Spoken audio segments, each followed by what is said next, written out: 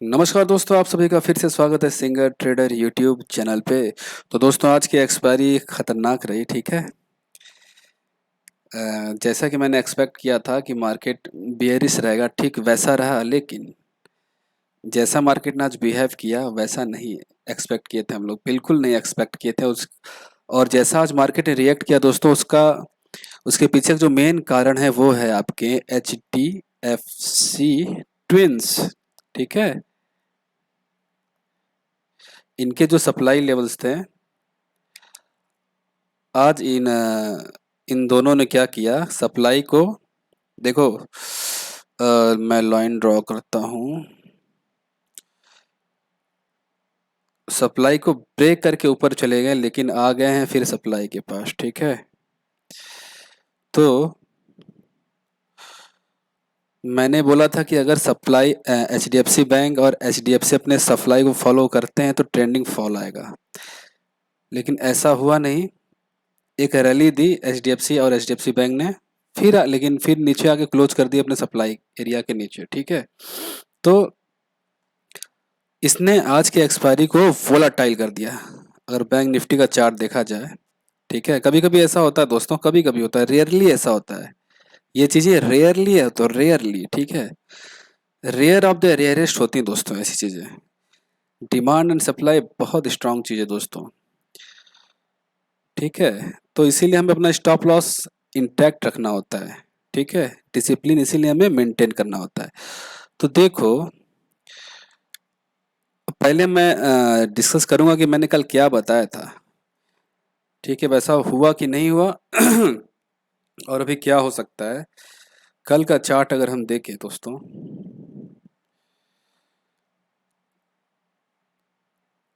आज की ओपनिंग यहाँ से हुई है ना। एक बार इसमें रिवाइंड करके प्ले कर लेता हूँ जल्दी से, ताकि अ, एक बार रिवाइंड हो जाए। ठीक है दोस्तों, ये रही 15 मिनट की। ये देखो, ठीक है, ये मार्केट कल का था, बंद था। तो कई लोग इसको बुल फ्लैग समझ रहे हैं, ये बुल फ्लैग नहीं है। ठीक है, ये बुल फ्लैग है ही नहीं। कई लोग ब्रेकआउट का वेट कर रहे थे कि ब्रेकआउट जगह हम बाइंग करेंगे। हाँ, और इसी में आज मार्केट ने ट्रैप किया लोगों को, शुरू शुरू में ही ट्रैप कर दिया। और मैंने आपको बोला था कि भाई कॉशियस रहना। ठीक है। और इस टाइम जब मार्केट खुल रही थी तो मेरा ये व्यू था कि HDFC का सप्लाई अगर चल गया तो मज़ा आ जाएगा। ठीक है, लेकिन चला नहीं और वोलेटाइल किया उसने मार्केट को। देखो फिर प्ले करता हूँ, ये देखो 15 मिनट का टाइम फ्रेम है, मार्केट ओपन हुआ। अब आप ये समझो कि मार्केट क्यों यहाँ से इसके ऊपर क्यों नहीं जा पा रहा था, क्यों इसके ऊपर क्यों नहीं जा पा रहा था। मैंने कल के वीडियो में आपको बताया था दोस्तों, अगर आपने ध्यान से देखा वीडियो तभी आपको बात समझ में आई होगी कि पहले तो एच डी बैंक निफ्टी भी एक राउंडिंग टॉप बना रहा है। ठीक है। दूसरा, इसका जो स्ट्रॉन्ग रेजिस्टेंस एरिया है जिसके ऊपर ये अब जाना नहीं चाह रहा है, ठीक है, वो ये है। बताया था ना, है कि नहीं। ठीक है। अगर जाना होता दोस्तों, अगर जाना होता ना तो आज चला गया होता जब HDFC रैली दे रहा था। ठीक है। तो देखो, बहुत सारी चीज़ों का कॉम्बिनेशन लेके हमको एनालिसिस करना पड़ता है दोस्तों। ग्लोबल मार्केट हो गया, डिमांड सप्लाई हो गया, सपोर्ट रेजिस्टेंस हो गया, चार्ट पैटर्न हो गया, प्राइस एक्शन हो गया, समझ रहे हैं, तब जाके वो एक्यूरेसी आती है। ठीक है। इसी तरह नहीं कि यार कुछ हो रहा है तो ये ब्रेकआउट चाह रहे हैं, मतलब कोई पैटर्न बन रहा है तो सिर्फ पैटर्न पे ही भी हम ट्रेड करेंगे। ना ना ना, ऐसे नहीं होता दोस्तों। सिर्फ पैटर्न पे ट्रेड आप नहीं कर सकते हो, बहुत सारी चीज़ें होती हैं। ठीक है। तो मॉर्निंग में तो पहले रेंज बाउंड हो गया मार्केट। अब इसको मैं 5 मिनट में आपको दिखाता हूँ कि क्या हुआ। ठीक है। क्या हो रहा था,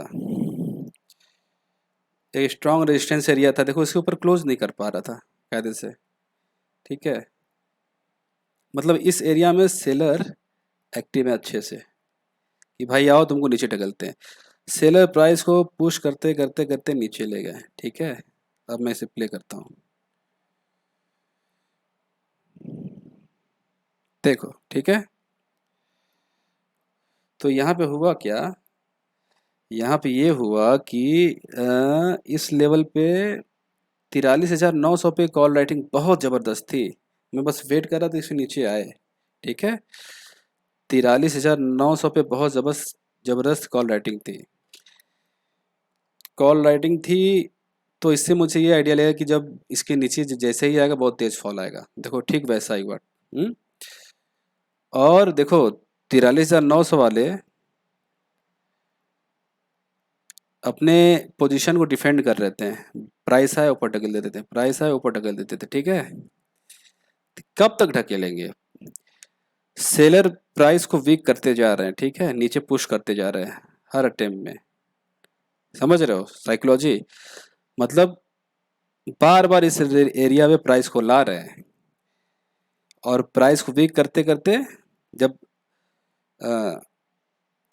बायर्स को समझ में आ गया कि अब कि यहाँ बैठे रहने का कोई मतलब नहीं है, नुकसान हो जाएगा, तो जैसे ही वो क्या बोलते हैं उसे, शॉर्ट कवरिंग किए, फॉल अच्छी आई, ठीक है। तो इस तरीके से प्राइस एक्शन काम करता है। लेकिन कल का एनालिसिस जो मेरा था, मुझे डबल टॉप दिख रहा था, ठीक है, और उसी का वो परिणाम है आज जो जो हुआ आज। ये डबल टॉप का ही रिएक्शन है जो कल बन रहा था, ठीक है। ये डबल टॉप का ही रिएक्शन है जो आज बन रहा था। मार्केट बस वोलाटाइल थी आज, ठीक है। ये जो कैंडल बनी ना ग्रीन ग्रीन वाली दोस्तों, ये बस ट्रैप करने के लिए बनी थी। एक्सपायरी वाले दिन देखो, बड़े प्लेयर्स जो होते हैं वो कभी नहीं चाहेंगे कि रिटेलर्स बहुत आराम से पैसे बना के निकल जाए, ठीक है। मार्केट की ये सोच है, स्टॉक मार्केट की, ठीक है। तो अब देखो यहाँ पे तो गिरा, और चूंकि और फॉल होने के लिए ये नेक लाइन का ब्रेक होना जरूरी था, तो यहाँ से सपोर्ट लिया मार्केट, और उसी समय रैली हो गया आपके HDFC। देखो देख, ठीक है, उसी समय वो स्टॉक्स भी रैली करने लगे। नहीं तो ना दोस्तों, ये नेक लाइन ब्रेक होना कोई बहुत बड़ी बात नहीं थी। 43,700 का जो एरिया था, ठीक है। ट्रेंडिंग फॉल आती यार, मज़ा आ जाता। तो अब क्या हुआ यहाँ पे, जो जो लोग बुक नहीं किए होंगे, वेट कर रहे होंगे मार्केट में तेज वो या ट्रेलिंग स्टॉप लॉस जिसने नहीं लगाया होगा, तो उसको थोड़ा दिक्कत हुआ होगा। तो यहाँ पे देखो इस रेजिस्टेंस को ब्रेक किया, लेकिन फिर वहाँ पे सेलर तुरंत हावी हो गए। और यहीं पे मैंने बोला कि बैंक निफ्टी अब 43,800, ठीक है। टेलीग्राम पे मैंने आपको अपडेट किया है, ठीक है। देखो ये वाला, ये वाला मैसेज देखो, यहाँ से फिर अच्छा वो मिल गया प्राइस। तो ये एकदम क्लियर है दोस्तों, मार्केट के मिजाज से, बैंक निफ्टी के बिहेवियर से, कि अब लगता है कि बैंक निफ्टी का टॉप बन गया है, कंफर्म है करीब करीब, ठीक है। और 43,900 के ऊपर जाने नहीं दे रहे बियर्स, ठीक है। तो अभी मैंने जो एनालिसिस की दोस्तों, आशा है आपको कुछ सीखने को मिला होगा। लाइव मार्केट में इन चीज़ों को समझना थोड़ा कठिन हो जाता है, लेकिन प्रैक्टिस करते करते आप चीज़ों को समझने लगेंगे, ठीक है। तो अब हम डिस्कस करेंगे कि कल की ओपनिंग कैसे हो सकती है और कल क्या हो सकता है, ठीक है। पहले हम देखते हैं ग्लोबल मार्केट में क्या। ग्लोबल मार्केट में कुछ खास नहीं हो रहा है। SGX ग्रीन में है अभी। अब डिपेंड करता है कि कल की ये क्लोजिंग कैसा करता है ग्लोबल में। यहाँ से गिरने की कोशिश करेगा अभी, नैस्डैक हो चाहे आपका डाउ हो, ठीक है। डाउ अभी आज इस लाइन के ऊपर नहीं जाएगा, ठीक ठीक है। यहाँ से ये अभी थोड़ा सा गिरेगा। कल की ओपनिंग मुझे लगभग फ्लैट ही दिख रही है। कल की ओपनिंग लगभग मुझे फ्लैट दिख रही है। थोड़े मोड़े पॉइंट्स अप डाउन हो सकते हैं, और देखा दोस्तों, आज एक्सपायरी थी ग्लोबल मार्केट के हिसाब से। अगर एसजीएक्स को भी आप देखो तो करीब करीब निफ्टी 30-40 पॉइंट डाउन डाउन था। तो उस हिसाब से कम इतना तो होना ही था, गैप डाउन। लेकिन नहीं, ये मेरा ऑब्जर्वेशन रहा है कि चाहे फिन निफ्टी की एक्सपायरी हो, चाहे इसकी एक्सपायरी हो, निफ्टी बैंक निफ्टी की, उस दिन बड़े प्लेयर्स कंट्रोल कर लेते हैं, ठीक है, ओपनिंग को, भले बाद में मार्केट कुछ करे। ये मैंने ऑब्जर्व ऑब्जर्व किया है, ठीक है। तो ये डाउट मेरे मन में था। अब आते हैं कल के, उस पर बात कर लेते हैं दोस्तों, कैसे ट्रेड कर सकते हैं हम लोग कल। डेली चार्ट अगर आप बैंक निफ्टी का देखो तो क्या दिख रहा है आपको? कुछ दिख रहा है? कल का मार्केट अगर फ्लैट खुलेगा तो साइड वेज रहने की कोशिश करेगा। देखो सिंपल सा है कल का सिस्टम। एक ये यहाँ पे प्राइस आने की कोशिश करेगा कल, या तो खुल के आए, ठीक है, या तो गिर के आए, आने की कोशिश करेगा, ठीक है। ये सप्लाई का काम करेगा। आपका जो एरिया है, नोट कर लो इसे, 43,953। 43,953 के ऊपर जाना मार्केट को मुश्किल हो गया, ठीक है। ये है सप्लाई एरिया। तो यहाँ से मैं शॉर्ट करने के लिए देखूंगा। और ये एरिया दोस्तों अब उतना स्ट्रांग नहीं रहा है। कल हो सकता है यहाँ से एक बार बाउंस करे। तो मेरा जो नक्शा बन रहा है माइंड में, वो क्या बन रहा है कि अगर फ्लैट खुलता है, अगर क्लोजिंग के नीचे खुलता है तो ये नीचे आने की कोशिश करेगा, ठीक है। फिर यहाँ से ऊपर जाने की कोशिश करेगा, फिर ऐसे नीचे गिरने की कोशिश करेगा। ये बन रहा है मैप।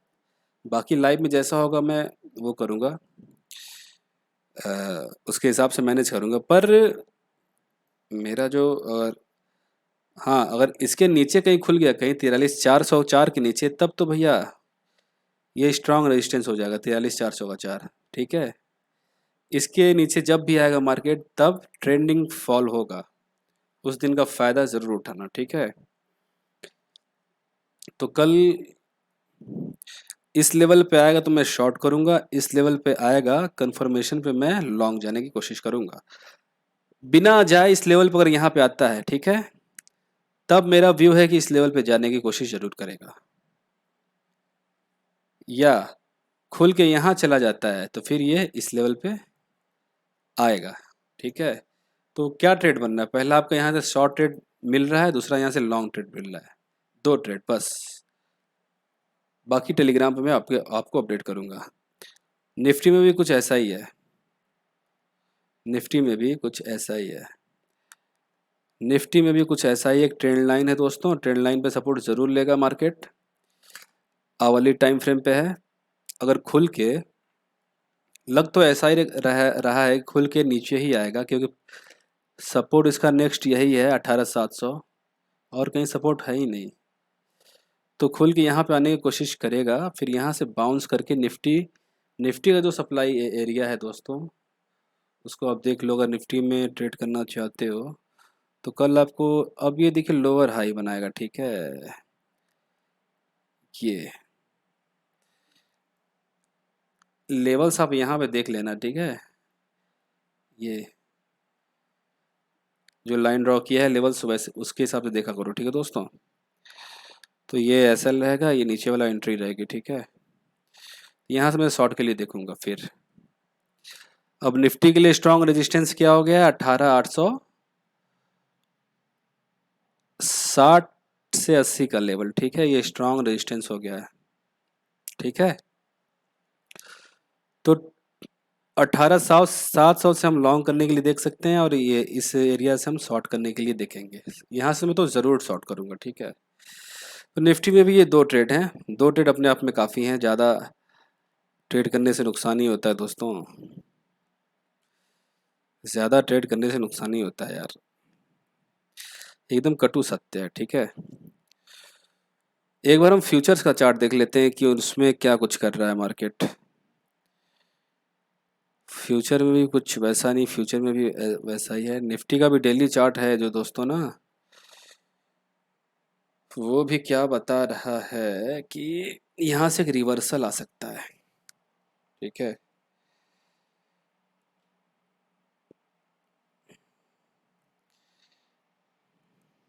एक ट्रेंड रिवर्सल टाइप का पैटर्न बन रहा है डेली चार्ट में।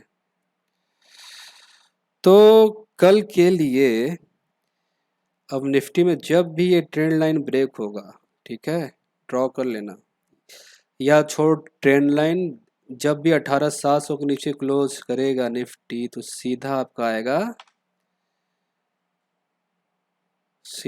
कहाँ आएगा,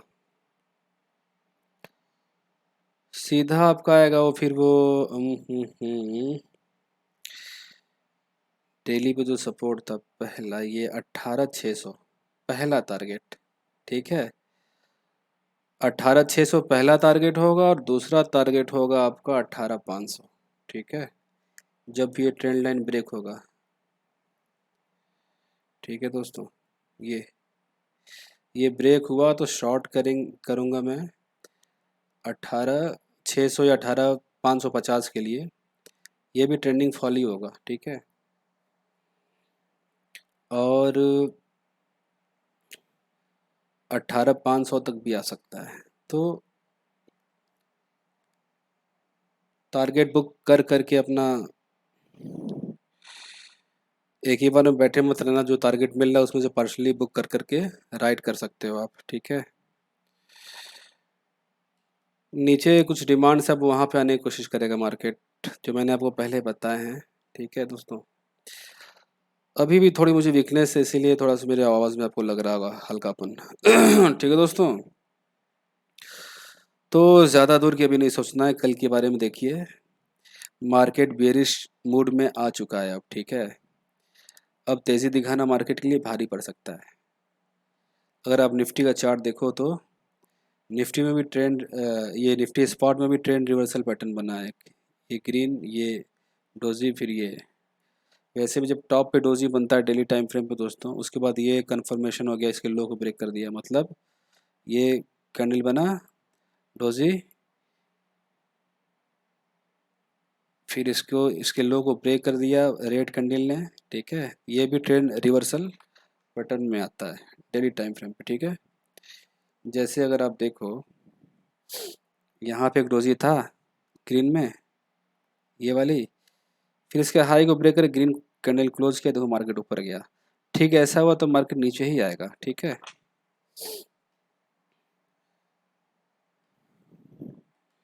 बाकी कल का क्लोजिंग से पता चलेगा कि कैसा अब आगे मार्केट क्या करने वाली है। लेकिन अब लगता है करीब करीब टॉप बन गया है। आज फिर मैंने देखा 19,000 को टच किया प्री मार्केट में। ठीक है, तो वहाँ पे लग रहा है बेरिश पोजीशन लोग क्रिएट कर रहे हैं बड़े प्लेयर्स। तो दोस्तों कल मार्केट बेरिश तभी बहुत ज़्यादा होगा जब ये निफ्टी अपना 18,700 ब्रेक करेगी और बैंक निफ्टी अपना 43,400 ब्रेक करेगा, नहीं तो साइडवेज रहेगा कल का मार्केट। ठीक है, ये है मेरी एनालिसिस। एक बार देख लें डाउ में भी क्या हो रहा है, जैसा मैंने बोला वैसा हो रहा है। इस लाइन के ऊपर नहीं जाएगा यार। और एप्पल का जो है, मैं ग्लोबल मार्केट में दोस्तों डाउ को देखता हूँ, वहाँ के बड़े स्टॉक्स जैसे एप्पल को देखता हूँ, नैस्डैक को देखता हूँ। ठीक है, और भी टेस्ला फेस्ला को देख लेता हूँ, और उनका जो ट्रेजरी यील्ड है उसको तो बहुत देखना ज़रूरी होता है मेरे लिए। मैं सब कुछ साथ लेके चलता हूँ, तब जाके एनालिसिस में वो एक्यूरेसी आती है। ठीक है, प्राइस एक्शन डिमांड सप्लाई के अलावा भी कुछ चीज़ें हैं, फंडामेंटल्स को भी समझना ज़रूरी होता है दोस्तों। ठीक है, क्योंकि कहीं ना कहीं फंडामेंटल्स ही आधार हैं टेक्निकल के, लेकिन टेक्निकल बता देती है कि फंडामेंटल्स में ये हो रहे हैं, ये चीज़ें हो रही हैं। ठीक है, तो दोनों एक दूसरे से जुड़े हुए हैं, हम इनको अलग नहीं कर सकते। ठीक है, तो दोस्तों आशा है ये वीडियो आपके लिए यूज़फुल रहेगी। बाकी जैसा होगा टेलीग्राम पे मैं आपको अपडेट कर दूंगा। ठीक है दोस्तों, अपना ध्यान रखें। सिंगल ट्रेडर हारी बाजी जीतेंगे।